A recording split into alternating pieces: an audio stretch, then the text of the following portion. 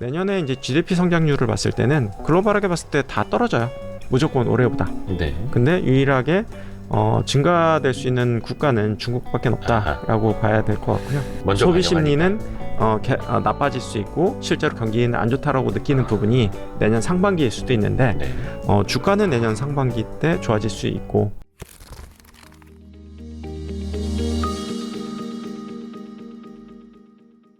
최근에 좀 이슈되는 거 몇 가지 한번 좀 살펴볼까요? 그래도 우리나라가 지금까지 좀 경제가 굉장히 안 좋았던 이유 중에 하나가 중국의 봉쇄 정책 네. 이런 거였는데 최근에 이제 중국이 코로나19 그 봉쇄 정책을 180도까지는 모르겠는데 네. 한 120도 정도는 트는 것 같아요. 네, 그렇죠. 이게 우리에게는 좀 기회가 될 수 있잖아요. 저는 뭐 내년에 바라봐야 되는 가장 중요한 이슈라고 저는 생각을 하고요. 2023년 제일 네, 중요한 가장 이슈. 중요한 저는 키워드다라고 생각을 해요. 네네. 예, 왜냐하면은 올해까지 사실 안 좋았던 주요 업종들의 대부분의 이유는 사실 중국의 봉쇄 정책이었거든요. 네. 뭐 예를 들어서 뭐 단기적 이제 뭐 좀 짧게 봤을 때도 뭐 IT가 안 좋았던 것도 결국엔 중국에서 휴대폰 판매량, 그렇죠. 물론 이제 유럽에서 판매량도 안 좋긴 했지만 네. 그런 부분들이 좀 안 좋으면서 이제 반도체 경기가 좀 꺾였던 부분들이 좀 존재하는데 네.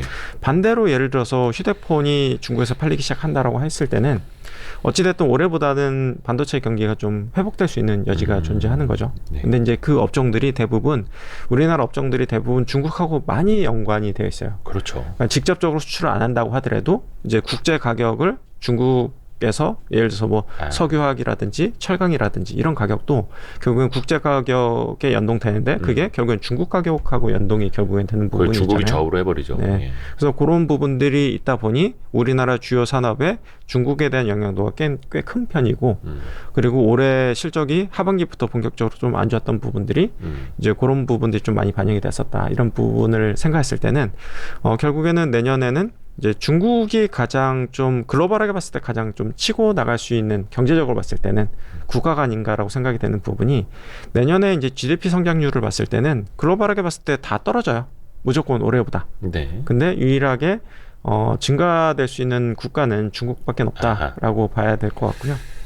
그리고 이제 중국은 유일하게 인플레이션에 대한 부담도 없고 그리고 돈을 풀 수 있는 여지도 있고 중국 정부의 돈도 있고 하다 보니까 중국, 그러니까 글로벌 경제를 좀 리딩할 수 있는 국가는 이제 중국밖에 없다. 그리고 이제 우리나라 기업들은 이제 중국과 관련된 어떻게 보면 좀 밀접한 이제 연관성을 갖고 있는 기업들이 많다 보니까 특히나 올해 같은 경우에는 중국과 관련된 기업들은 다 안 좋았다. 그렇죠. 올해 근데 엄청 내년을 보면은 어찌됐든 중국이 회복이 되니 올해 안 좋으면 안 좋을수록 그리고 중국하고 연관성이 높으면 높을수록 내년에 더 좋아질 여지가 있다라고 심플하게 봐도 될 것 같아요. 많은 산업들이 네. 중국 쪽 영향을 받을 수밖에 없는데 뭐 네. IT 반도체부터 네. 뭐 굴삭기, 뭐 기계 다 그렇지 않습니까? 네. 석유화학도 네. 그렇고 그 중에서 네. 물론 이제 피해들도 많이 봤는데 23년에 좀 반전의 드라마를 쓴다면 어느 네. 쪽을 조금 더 기대를 해보면 될까요? 방금 말씀드렸던 IT도 저는 되게 중요한 포인트가 될 수 있을 것 같아요. 네, 네. 그래서 이제 올해까지는 이제 사실 올해 1분기 때 네. 의외로 되게 반도체 업황이 좋았어요. 그 이유는 뭐였냐면은 올해 그러니까 22년 1분기. 네, 그 이유가 중국에서 재고를 쌌어요. 왜냐하면 올해 중국에서 이제 코로나 문제도 없고 경기 부양책을 펼 것으로 기대를 해서 선수요로 좀 땡겼던 부분들이 있었거든요. 그래서 올해 1분기는 되게 이상했어요. 왜 이렇게 중국이 수요를 땡겨가지? 정말 경기가 좋은 건가? 근데 그 땡겨왔던 수요가 결국에는 지금 폭탄으로 작용하고 있는 거죠. 그러니까 더 이상 반도체를 살 이유가 없었던 그런 부분이 존재하는데 전반적으로 봤을 때는 올해 지나서 내년 됐을 때는 뭐 예를 들어서 뭐 캐파 증설에 대한 취소라든지 아니면 네. 감산이라든지 이런 쪽에 이제 실질적인 조치가 시행될 부분이 있거든요. 그러면은 이게 결국엔 좀 나중에 좋아지긴 해요. 내년 상반기까지는 이 다운턴이 지속될 수밖에 없어요. 반도체 다운턴이. 근데 하반기가 됐을 때는 낸드를 중심으로 해서 먼저 이제 감산했던 것들이 실적이 이제 어찌됐든 그러니까 재고가 다 소진되기 시작하면은 언젠간 사야 되는 부분이 있잖아요. 네. 그리고 경기라는 부분도 결국에는 내년 적어도 이제 3월 달 이후에는 중국의 코로나 봉쇄 정치가 더 완화될 것으로 보이고 있거든요. 왜냐하면은 백신도 더 많이 맞을 거고 날씨도 더 따뜻해질 거고 하기 때문에 우리나라도 사실 마찬가지예요. 내년 한 4월 정도 되면은 지금보다 마스크를 안 쓴다라든지 뭐 해외여행이 더 자유로워진다라든지 이런 정책들이 많이 시행될 거거든요. 그렇게 봤을 때는 내년 하반기는 그래도 올해보다는 조금 가벼워지기는 해요. 왜냐면 올해 상반기 때 실적 좋았고 올해 하반기부터 망가지기 시작을 했고요. 내년 상반기도 실적이 안 좋죠. 근데 이제 주식이라는 부분은 결국에는 이제 기저효과가 되게 중요하거든요. 그러니까 전년도 비했을 때 어떤가를 많이 본다라는 거죠. 그렇죠. 거기에 대한 기저 부담이 뭐 인플레도 마찬가지고 기업 실적도 마찬가지고 내년 하반기부터 좀 더 가벼워진다라는 거죠. 그렇게 봤을 때는 저는 그래서 내년 상반기가 오히려 주가가 의외로 괜찮을 수 있다. 소비 심리는 나빠질 수 있고 실제로 경기는 안 좋다라고 느끼는 부분이 내년 상반기일 수도 있는데 주가는 내년 상반기 때 좋아질 수 있고 하반기를 먼저 반영하면서 네, 그렇죠. 그리고 올해 하반기 때 오히려 전년 동기 대비했을 때 나쁘지 않네라고 하면은 주가는 오히려 좀 옆으로 기는 그런 상황이 발생할 수 있지 않을까 싶어서 저는 이제 내년 상반기 뭐 다 이코노미스트들 얘기하죠. 내년 상반기 다시 한번 어려워진다. 또 한번 뭐 겨울을 대비해야 된다라고 얘기하지만 저는 오히려 내년 상반기 오히려 약간 시장을 좀 비웃듯이 주가는 오히려 더 강할 수도 있지 않을까. 거기에는 뭐 IT도 포함되어 있지 않을까라는 생각이 드는 부분이 있고요. 경기 안 좋을 때 오히려 또 주가는 오를 수 있는 거니까. 네, 그렇죠. 좋아질 시절을 또 먼저 땡기면서. 네, 그래서 이제 캔 피셔가 얘기했던 게 이제 시장은 위대한 능멸자라고 이야기를 했던 부분들이 올해도 위대한 능멸자다. 시장에서 이제 사람들이 기대했던 것들을 항상 반대로 거꾸로 가버리는 부분들이 있었고 올해도 여지없이 발생을 했던 거고요. 만약에 올해 내년 상반기 다 안 좋게 본다라고 하면은 오히려 그거를 더 긍정적으로 볼 수 있는 좀 시그널로 볼 수 있지 않을까라는 생각도 좀 드는 것 같고요. 중국 리오프닝 관련주들 뭐 대표적으로 이제 IT 쪽을 이야기해 주셨어요. 네. 그리고 앞에서 뭐 배터리, 전기차 이야기는 조금 했고 좋을 쪽부터 조금 더 이야기를 해주시면 좋을 것 같은데요. 예를 들어서 화학 같은 경우도 중국의 리오프닝 효과를 빼놓을 수가 없잖아요. 그렇죠. 그래서 저는 올해 안 좋았던 것들은 내년 다 좋다. 이제 그렇게 좀 보고 있고요. 그래서 이제 가장 대표적인 게 화학이었어요. 그렇죠. 화학은 이제 설비 증설도 좀 많았었고, 그리고 경기가 워낙 좀 침체되다 보니, 그러니까 수요가 감소해서 이제 순수 석유 업체들 이제 NCC라고 많이 표현을 하는데, 석유화학. 순수 석유화학 업체들은 가동률도 거의 역대 최저치였고 다 적자로 돌아섰던 부분들이 좀 있거든요. 근데 이제 내년에 경기가 엄청나게 좋아서가 아니라 사실 이제 경기가 조금만 개선이 돼도 이 흑자로만 돌아서도 주가는 저는 좋을 수 있다라고 생각을 해요. 그래서 이제 정상화만 돼도 주가는 상당히 괜찮을 수 있지 않을까 싶고, 그리고 이제 우리나라 경제에 굉장히 좀 많이 영향을 끼치는 요소 중에 하나가 이제 채찍 효과라는 부분이 있거든요. 채찍 효과요? 네, 채찍 효과가 뭐냐면은 이게 채찍을 들고 이렇게 흔들면은 여기서는 파동은 적지만 이 뒤로 갈수록 파동이 확대가 되잖아요. 그게 우리나라 부품업체들한테 많이 작용이 되는데 예를 들어서 그러니까 휴대폰 수요가 감소한다는 거죠. 그러면은 납품업체들이 이제 줄이기 시작을 하는 거예요. 그러니까 오더를 줄이기 시작을 하죠. 그러면은 그 마지막 납품업체들 같은 경우에는 부품 공급업체들 같은 경우에는 재고를 쌓아놨던 부분들도 있기 때문에 이 수요가 감소하게 되면은 훨씬 더 타격이 커져요. 그래서 경기가 안 좋을 때는 우리나라 기업들이 더 변동성이 크고 우리나라 시장이 안 좋은 영향이 좀 크게 받는 부분은 이제 우리 중간재도 많고 이제 원재료 부분도 영향을 많이 주다 보니까 그 채찍 효과가 좀 반대로, 그러니까 나쁜 쪽으로 작용하는 부분이 있지만 반대의 경우도 존재하거든요. 만약에 경기가 엄청나게 좋아서가 아니라 최종 수요단에서 이미 재고를 줄일 대로 다 줄여놨던 상황이에요. 그래서 예를 들어서 100이 팔렸었는데 120에 팔릴 것 같네? 라고 생각되는 순간 이 오더를 140을 내게 돼요. 왜냐하면 재고를 쌓아놔야지 불안감이 없을 거잖아요. 근데 재고는 지금 바닥 수준이다라고 생각했을 때는 그게 경기가 예를 들어서 100에서 120만큼 좋아지지만 우리나라 뭐 석유화학 업체들한테는 140의 오더가 들어올 수 있다는 거죠.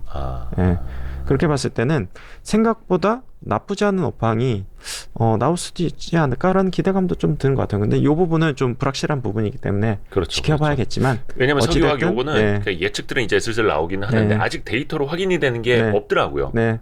그래서 아무것도 확인되는 부분 없어요. 근데 다만 저는 앞에 서두에 말한 것만 돼도 훌륭하다. 그러니까 최악이었던 것들이 회복만 돼도 주가라는 부분은 아까 한전을 계속해서 말씀드렸던 부분이 최악만 지나도 주가는 회복된다. 앞서가니까. 네. 또 최근에 뭐 바닥 대비 석유화학 주가들도 꽤 올랐어요. 네, 많이 올랐죠. 근데 그렇게 데이터가 확인되기 전에 그거를 또 예측을 해서 투자를 한 사람들이 초반에 또 많은 수익률을 또 내는 게 네, 맞죠. 이쪽 바닥이다 네. 보니까 그래서 어려운 거죠. 그래서 다만 이제 석유화학 업체들 중에서도 아이템별로 많이 다를 것 같아요. 아이템. 네, 왜냐면 이제 석유화학 아이템이 엄청나게 많다 보니까 너무 많죠. 네, 그 중에서도 이제 설비 증설이 좀 안 됐던 것들 그런 것들은 아까 얘기했던 채취 효과까지 나온다고 하면은 뭐 시장이 엄청나게 좋아서가 아니라 그냥 돌아서니까 생각보다 되게 괜찮네 라는 업황이 나올 수 있는 부분도 있다 보니 그런 업체들을 좀 찾아봐야겠다 라는 생각을 좀 들어요. 대표적으로 설비 증설이 좀 없었던 석유화학의 네. 아이템이 저는 뭐 스판덱스도 되게 좋아해요. 그거는 중국에서도 그렇고 우리나라 업체도 증설 좀 꽤 하지 않았었던가요? 과거에 20년, 증설을 21년에? 했었고요. 예. 최근 들어선 증설이 없어요. 네. 이미 그건 또 그러면 과거 증설로 넘어가는 거예요? 그렇죠. 네. 그리고 경기에 되게 민감한 품목이기 때문에 그런 품목들은 그렇죠. 소비재랑 바로 연결되는 거예요. 괜찮을 수 있을 것 같다. 근데 다만 지금 당장 데이터로 확인된 부분은 없어요. 맞아요. 네. 저도 그거 고민하고 네. 있습니다. 네. 주가를 데이터로 확인하고 들어가면 또 이미 늦을 때가 있고 네. 그래서 데이터 확인되기 전에 내 예측해서 들어가는 건 조금 더 리스크를 안고 들어가는 건데 네. 그건 뭐 투자자의 성향이죠. 그렇죠. 그렇죠. 네. 그리고 뭐 여기랑 연결될 수 있는 부분이 이제 철강도 사실 이제 석유하고 좀 비슷한 특성이 있다 보니까 철강도 바닥을 찍고 좀 개선될 수 있지 않을까라는 생각은 좀 들어요. 그리고 이것도 정말 불확실하긴 하지만 만약에 우크라이나 러시아 전쟁이 좀 소강 상태에 들어간다라고 하면은 이제 재건 수요가 좀 발생할 수 있는 부분이 있거든요. 네네. 그런 거 감안했을 때는 뭐 굴삭기라든지 철강이라든지 이런 쪽도 좀 개선될 수 있는 여지는 있을 것 같다. 그리고 여기와 또 연관될 수 있는 부분이 뭐 석유화학하고도 좀 연관될 수 있겠지만 최근에 이제 그 BDI 지수, 뭐 벌크 지수, 뭐 이런 것들이 운임 지수가 그렇게 좋진 못했어요. 네. 뭐 컨테이너 운임 지수도 많이 빠졌었고요. 네. 근데 저는 내년을 봤을 때는 결국에는 중국 경기와 가장 어떻게 보면 좀 밀접하게 이제 관련된 게 벌크 운임 지수이거든요. 뭐 그런 것들도 뭐 특출나게 최근에 이제 반등을 많이 한 건 아니에요. 네. 다만 내년이 만약에 중국이 회복된다라는 가정을 하면은 뭐 벌크 지수도 반등할 수 있지 않을까? 뭐 이런 생각이 좀 들어서 관련된 해운 업체들도 저는 미리 투자해 놓을 필요가 있지 않을까 이렇게 생각을 하고 있고요. 네. 중국 경기가 좋아지면은 또 해운 쪽이 네. 반등을 할 수도 있으니. 네. 근데 이제 뭐 장기적으로 봤을 땐 뭐 LNG 운임이라든지 이런 것들은 다 좋기는 해요. 네. 근데 조금 더 이제 경기와 민감한 거는 조금 더 이제 탄력적으로 움직일 수 있는 거는 뭐 벌크 관련된 것들은 조금 미리 사놓을 필요가 있지 않을까 이런 생각을 좀 하고 있고요. 벌크 위주로. 네. 벌크선 뭐 컨테이너라든지. 네. 컨테이너는 사실 이제 선진국 경기랑 좀 많이 밀접한 부분이 있고 해서 상대적으로 봤을 때는 벌크 운임이 좀 괜찮을 수 있지 않을까 하는 기대감을 좀 갖고는 있어요. 그러니까 네. 일단은 좀 중국이 뭔가 자기네가 사서 쓰고 뭔가 제조하기 위해서 들여오는데 필요한 벌크선 그 관련된 운임 해운 위주로 그런 회사들이 괜찮지 않을까. 좋습니다. 그리고 뭐 중국 얘기로 계속 이어지는 것 같기는 한데 최근에 여행 관련주들 뭐 화장품이라든지 중국 소비 관련주들이 단기간에 좀 반등을 빡 했죠. 네, 그렇죠. 리오프닝 기대 때문에. 그쵸. 요게 그럼 23년에는 어떻게 이어질지도 좀 한번.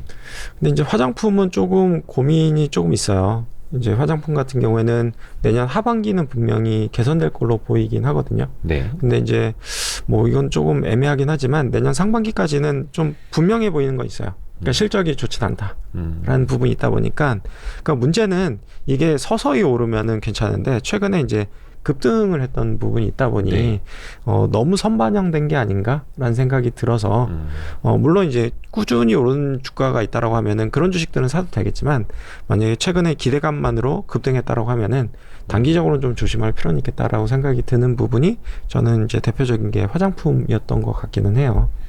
그것도 이 화장품 브랜드라든지 제품의 경쟁력이 과연 과거만큼 하느냐 이것도 또 고민되는 포인트고요. 네. 근데 이제 반대로 생각했을 때는 워낙 바닥을 찍었기 때문에 그러니까 브랜드 기대감이 워낙 낮아진 상황이었거든요. 근데 이제 최근에 이제 올랐던 부분이 이제 면세점에서 이제 뭐 마켓 셰어가 좀 그 등수가 좀 올랐다.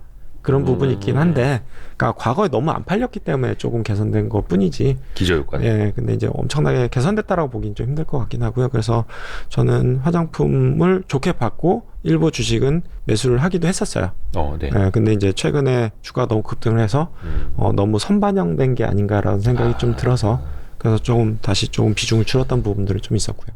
여행 항공. 네. 근데 이제 다만 이제 면세 여행 같은 거는 조금 더 손에 잡힌다라는 생각은 좀 드는 것 같아요. 손에 잡힌다. 예, 예. 왜냐하면 이제 중국 같은 경우에도 뉴스 플로우를 보면은 뭐 지역 간 여행 수요, 그러니까 비행 수요가 뭐 2배에서 5배 정도 증가했다라는 이야기가 있고요.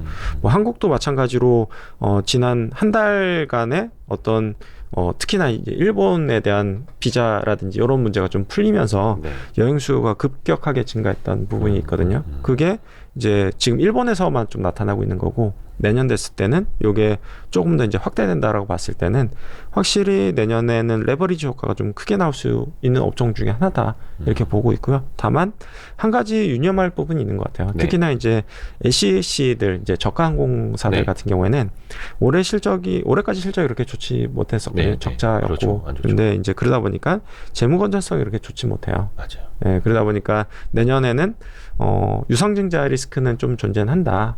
다만 그때는 이제 팔아야 되는 시기가 아니라 오히려 더 사야 되는 시기가 될 수 있다라는 생각은 반대로 하고 있어요. 그래서 지금 사는 것도 저는 뭐 오르긴 했지만 지금 워낙 좋아진 초입 국면에 있고 과거 대비했을 때 뭐 낮은 수준이기 때문에 뭐 매수해도 뭐 무방하다라고 보고는 있고요. 다만 그거 한 가지만 좀 생각을 해두자. 유상증자가 나올 수 있는데 그거에 대해서 저는 너무 그렇게 놀랄 필요는 없다. 이미 또 다 예. 예측들을 또 하고 있는. 그렇죠. 그래서 오히려 뭐 그게 나왔을 때 뭐 주가가 반등할 수도 있지 않을까라고 개인적으로는 생각은 해요. 예. 근데 이제 그거를 염두에 둘 필요는 있다라고 말씀드릴 수 그거는 있을 이제 것 같고요. 저가항공사 네. LCC를 네. 놓고 보시는 거고 네. 여행 수요는 확실히 좀 레버리지 효과가 생길 수도 있다. 근데 그게 또 파급되는 것들이 많잖아요. 뭐 국내 카지노라든지 그렇죠. 호텔이라든지. 네. 그래서 저는 내년에 호텔, 카지노, 면세 다 좋게 보고는 있어요. 다만 이제 개별적으로 봤을 때는 밸류에이션이 좀 매력적인 것들도 있고 좀 매력도가 떨어지는 것도 있다 보니 좀 피킹을 좀 잘 해야 될 것 같고요. 그리고 최근에 이제 면세점이 특히나 이제 공항 면세점이 적자 사업이었죠, 사실은. 네. 그러다 보니까 내년에 다시 뭐 재계약 시점에 만약에 좀 좋은 가격에 이제 뭐 요게 이제 공표되진 않겠지만 상식적으로 봤을 때는 그 임대료 같은 것들을 그러니까 수수료 조건을 좀 더 낮춰줘야 될 것 같긴 하거든요. 그렇죠. 공항공사에서. 네, 네. 그래서 이제 그런 것도 감안했을 때는 뭐 상당히 괜찮을 수도 있겠다 이런 생각이 좀 드는 것 같고요. 그 동안에는 뭐 철수하기도 많이 했었고 공항이나 네, 이런 데서도. 네. 그래서 이것도 이제 반영을 하긴 하더라고요. 공항공사에서. 네. 그리고 이제 카지노도 최근에 이제 중국 관광객들이 조금 더 이제 오기 시작했다라는 뉴스가 좀 있는 것 같고요. 그리고 뭐 심지어는 이제 명동에도 최근 몇 년간 이제 중국인 관광객을 아예 찾아보기 힘들었던 부분이 있었는데 최근 뉴스 플로우 보면은 중국 관광객들이 조금 보이기 시작을 했다. 그리고 점포들이 이제 재오픈을 하기 시작했다. 뭐 이런 뉴스들이 좀 나오고 있더라고요. 진짜 명동 정말 삭막해졌었는데. 네. 좀 한번 다시 시장 조사하러 가봐야겠네요. 네, 명동. 그래서 저도 최근에 좀 바빠서 못 가봤는데 네. 가봐야 되는데 지금 생각을 하고 있어서 며칠 내로 한번 가보려고요. 저도 예전에 그 유통업이나 그 은행 쪽 출입할 때 그 을지로 명동 네네. 자주 갔었는데 이제는 거의 명동 갈 일이 없어가지고 네. 한번 손잡고 한번 가실래요? 같이 가죠. 점심 때 갈까요? 같이 커플룩 입고. 네.